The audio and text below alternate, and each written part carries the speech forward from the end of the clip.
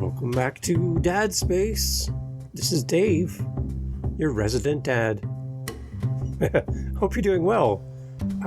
This is Dad Space, the podcast for dads by dads. And we are now minty fresh. Yep, a whole new scent here on Dad Space. We're cleaning up the place. Welcome to Dad Space. So glad to have you here. We're going to talk today about something that's been bugging me lately, and I got to talk to you about my van. You're like, what? A podcast about a van? Yeah. How about 8 tips on overcoming setbacks that are crippling here on Dad Space, and about my van. Here we go. Yeah, so just got the news this morning that the van that we have paid for and paid off and is completely ours, no car payments, has been destroyed. And we now have no second vehicle. We're down to one. My wife works full-time, I work full-time, so we have the need for 2 cars at times, and my son borrowed our van.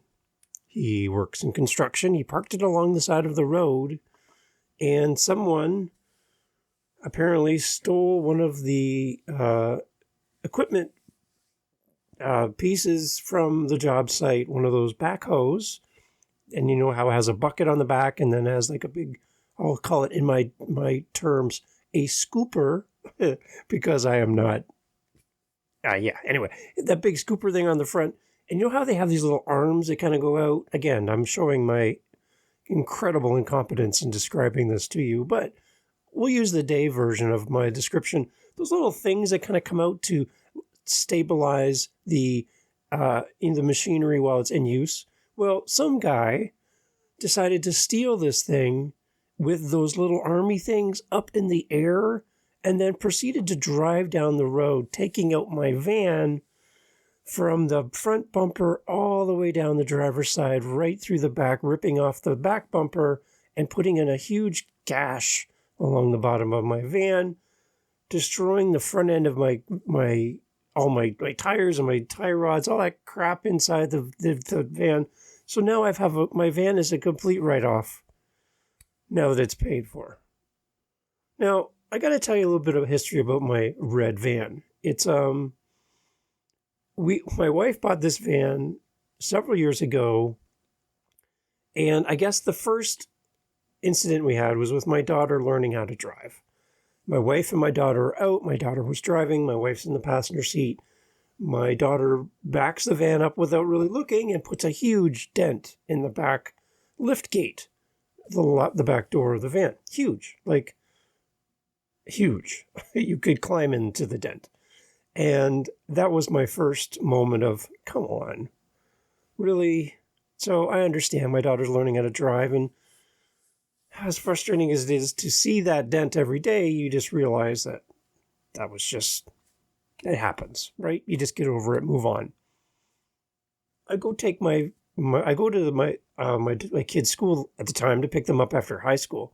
I'm sitting in the carpool lane area, and a student with their parents' vehicle comes up beside me on the driver's side. I'm parked along the curb, and proceeds to go down the driver's side of my van from the back all the way to the front, and takes out every square inch of the side of my driver's side of my van, and then says it was my fault. Anyhow, so that means our van was put into getting repaired and completely redone, weeks and weeks and weeks. We had to pay for some of it as well. They're deductible. Really frustrating. Again, right? Why has that happened to me? Get the van back. I have it parked in the parking lot where my store was. And a customer of a different business in the plaza backs up and backs right into my brand new repainted van and puts a huge big bang in the side of the van.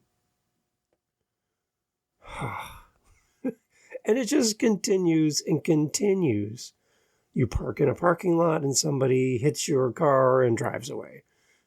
It seemed like our van was a target for every possible situation that could happen. And I don't understand. And we finally paid the van off. And now it doesn't cost us anything, just oil changes and gas. Right? That's fun. And now this happens, and the van is a total write-off, and we get nothing really for it. We're out of a vehicle. We don't have money to go buy another car. This was supposed to be our time to save up our money and kind of pay off some debts. And here we sit. And I got to be honest with you. As a dad, as a husband, I really want to be able to provide for my family, get the things we need, and just, I'm not looking for a lot in life. I just want to have what I need. And it just seems like, for the most part, in the last few years, that things have been really difficult. That everything possibly that could happen seems to happen to us. A side tangent. My wife and I are sleeping one night at 3 a.m. We hear a car revving outside of our window. And then all of a sudden, a boulder, a big stone, comes flying through our bedroom window. Our bedroom window faces the road and destroys our window in our house. Some goofball thought it would be fun to go smash car windows with rocks. And when he couldn't break our neighbor's car window, he turned around and threw the rock through our window of our house. Guess who had to pay for that? Yeah, we did. It just seems like everything that could possibly go wrong seems to happen. And it happens in bulk.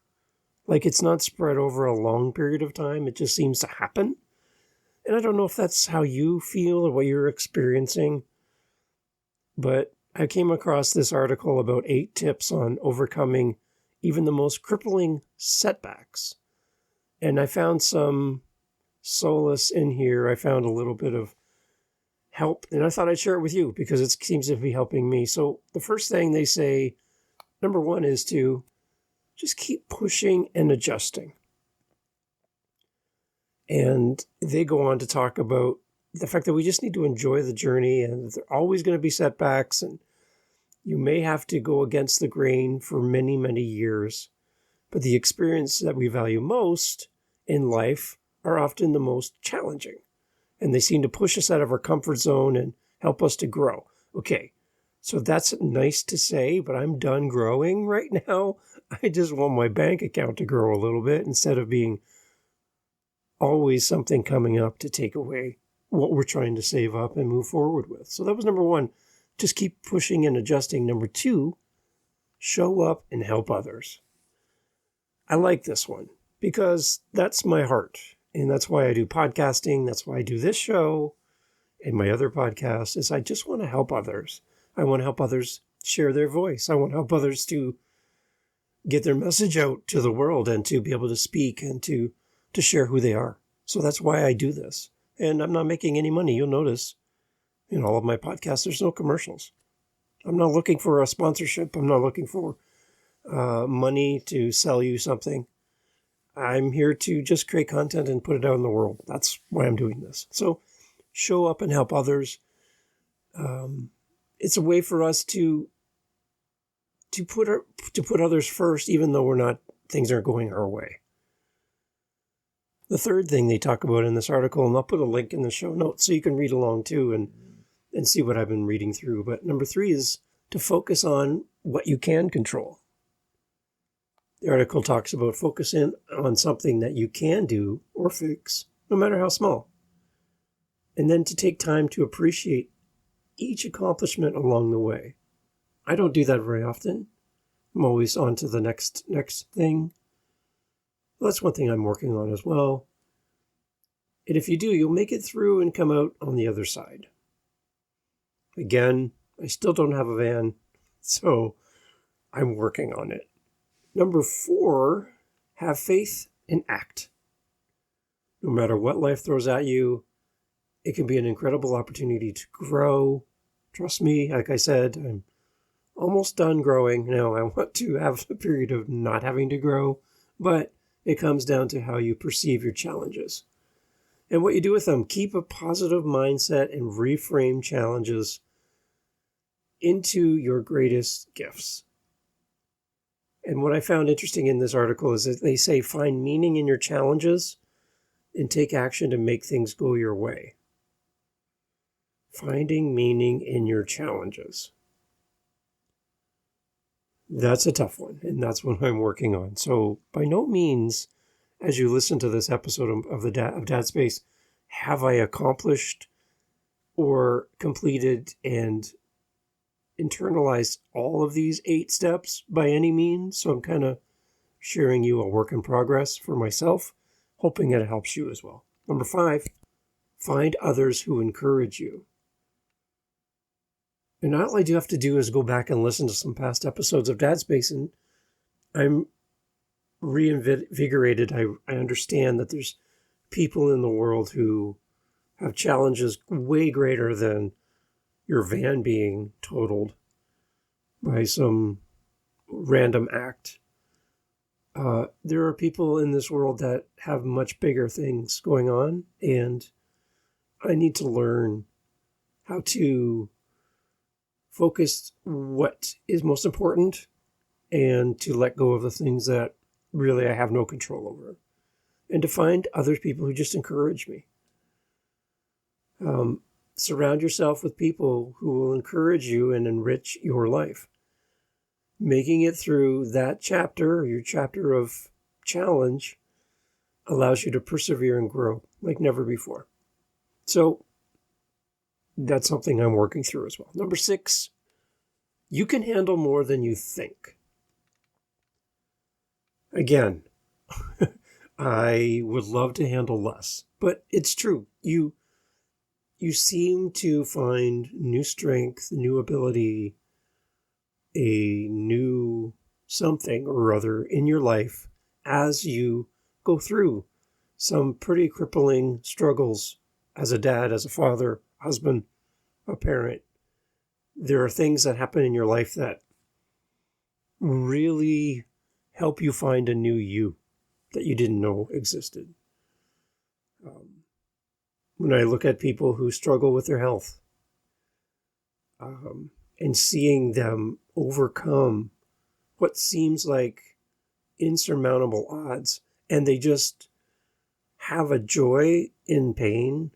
They have a desire where many people would give up. They don't.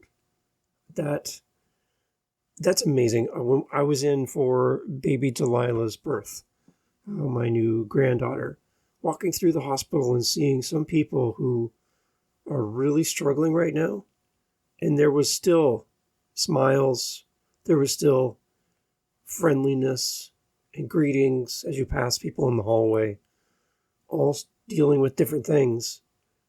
There was still some hope in people's eyes as you walk through the hospital hallways. And if you're having a hard time dealing with what you're dealing with right now, I think some perspective can help you by taking a walk there, by visiting some seniors in a seniors facility, a seniors home, and spending some time with people who have some other things going on above and beyond what you're dealing with at the moment. Get some perspective. I think it really does help.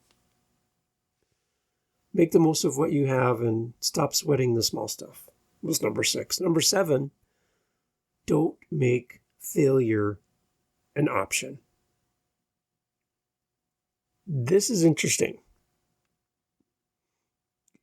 because my go-to when really bad things happen in the last few months and even the last year, a lot of negative things have been happening out of our control, which really, really messes with your head.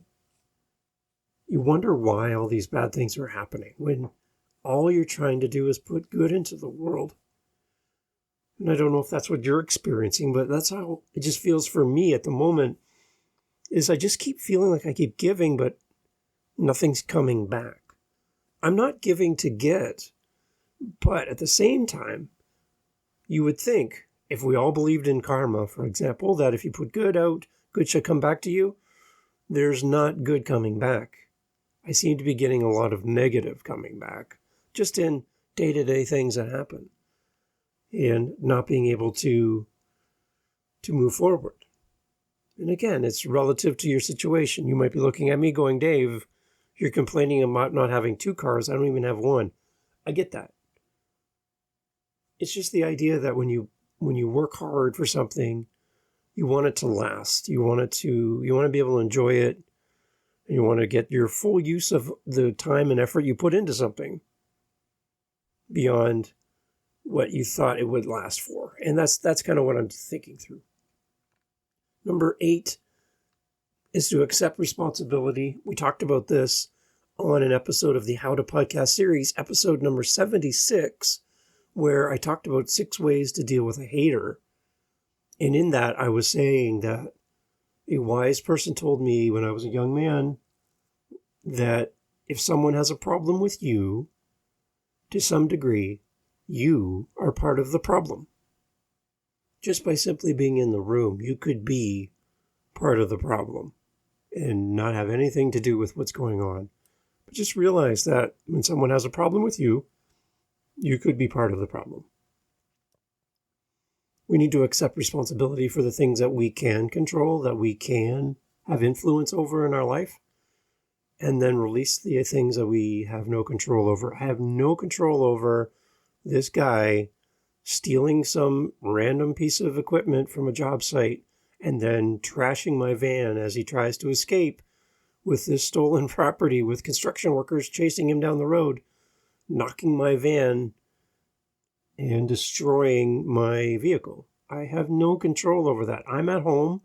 My vehicle is in another town. I didn't even know about it till long after it's happened, and the guy got away, apparently, so it's all on me now to deal with this. And what was interesting is they said because they didn't catch him, that if my van was repairable, which it's apparently not, I would be on the hook for the deductible to pay the initial, whatever it was, $500, $1,000 to start the process of fixing the vehicle if it was repairable. Because they didn't catch him, I have to pay. Now that sounds fair, right? So there are things that are going to happen to you in life. You will buy a vehicle and it'll get damaged in the parking lot. My first brand new car I ever bought in my entire life, I had it for like a few months, and somebody in a parking lot in a large truck, because it was a small car, drove over the hood.